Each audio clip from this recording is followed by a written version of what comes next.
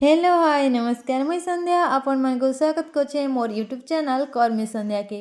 मुई तो भल भल अच्छे आपण माने मध्य भल भल थिबे जगन्नाथ का दयारो।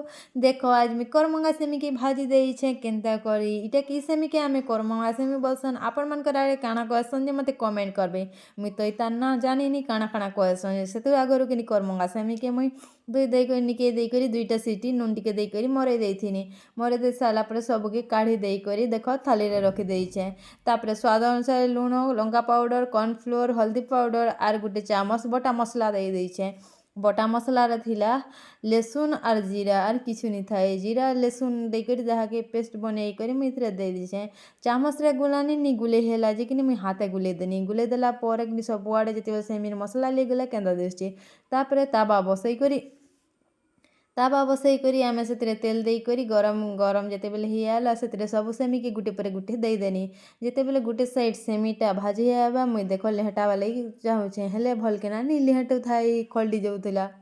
सेते लगी तावा के धर के लेहटे देनी फटाफट तरियाड़ ऊपर आड़के ही गला लेहटा बार का नी पड़ला।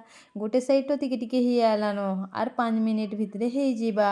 मोर वीडियो बहुत छोटा 2 मिनिटिया वीडियो आपण माने पूरा देखंतु देखिबे केनता करी होउछे जे जेते बेले सेमी हे गला मुई देखामी तार कलर केनता दिसछे। मोर वीडियो जदि आपण मानकु भल लागसी ताहले लाइक कमेंट शेयर और सब्सक्राइब करबाटा नी भूलबे।